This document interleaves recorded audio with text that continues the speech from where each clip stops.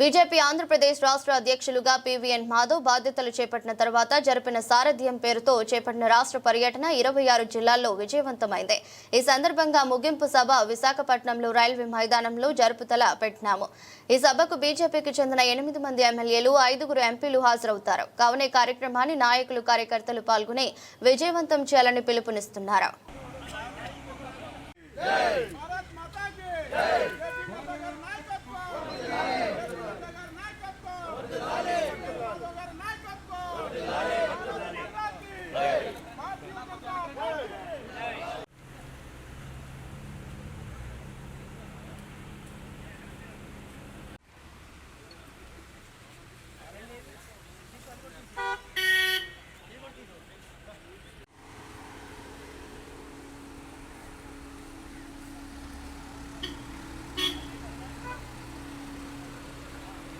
చెన్నా నాకు వేసేయా visual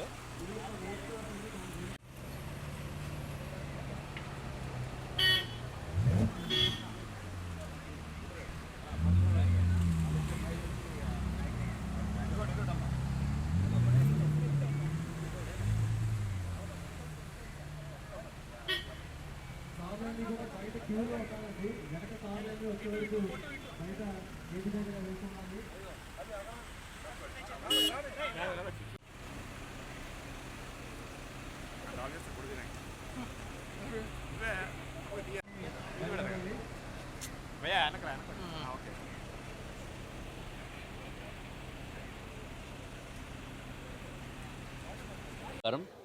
Bharatiya Janata party అధ్యక్షుడిగా Shri PVN Madhav గారు అధ్యక్ష పదవి తీసుకున్నప్పటి నుంచి 25 మా సంస్థాగతంగా మొత్తం ఆంధ్ర రాష్ట్రంలో 26 జిల్లాలు ఉన్నాయి.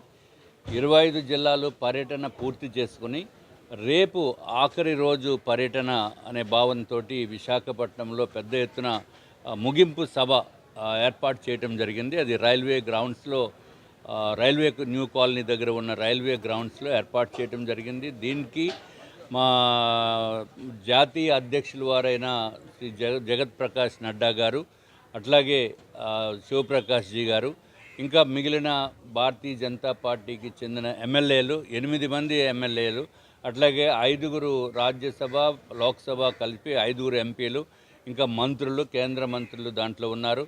అట్లాగే ఎమ్మెల్సీ అందరూ కూడా పార్టిసిపేట్ చేయడం జరుగుతుంది. ఇది పెద్ద ఎత్తున విశాఖపట్నంలో సభ నిర్వహణ గురించి అన్ని ఏర్పాట్లు కూడా సిద్ధం చేయడం జరిగింది. రేపు సుమారు 11 గంటల నుంచి 12:30 పావుతక్కువ 1 గంటకెల్లా సభ క్లోజ్ అవుతుంది. పెద్ద ఎత్తున విశాఖపట్నంలో భారతీయ జనతా పార్టీకి నూతన ఉత్సాహంగా రేపు సభ జరుపుకోవటం జరుగుతుంది. కాబట్టి ఈ సభకు ప్రతి ఒక్కరు కూడా ఆహ్వానితులు. భారతీయ జనతా పార్టీని అభిమానం చేసేవారు అందరూ కూడా ఆహ్వానితులు. ఈ కూటమి ప్రభుత్వం వచ్చిన తర్వాత భారతీయ జనతా పార్టీ సొంతంగా విశాఖపట్నంలో ఈ సభ నిర్వహణ చేయటం అనేది మాకు చాలా చాలా ఆనందదాయకము. దానికి అందరూ కూడా రావటం అనేది మరి యొక్క ప్రత్యేకమైన విశేషణ కార్యక్రమం కింద మనం భావించవలసిన అవసరం ఉంది. తప్పనిసరిగా ఏదైతే కూటమి పార్టీల కింద మేము భారతీయ జనతా పార్టీ, తెలుగుదేశం పార్టీ, జనసేన 3 పార్టీల కలయిక ఎంత అద్భుతంగా ఉందా అనేది రాష్ట్ర ప్రజలు అందరూ కూడా తెలుసుకుంటున్నారు.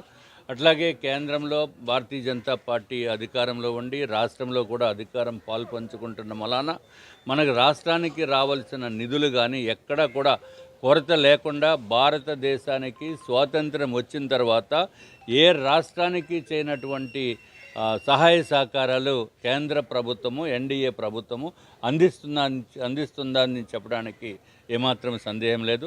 తప్పనిసరిగా ఈ సభ విజయవంతం చేయవలసిన బాధ్యత భారతీయ జనతా పార్టీ నాయకులపైన ఉంది, అట్లాగే కార్యకర్తలు, అభిమానులపైన ఉంది. తప్పనిసరిగా ఈ రేపొద్దున జరగబోయే సభ అత్యంత వైభవోన్నతంగా జరుగుతుందని చెప్పి మీకందరికీ కూడా తెలియజేస్తున్నాను.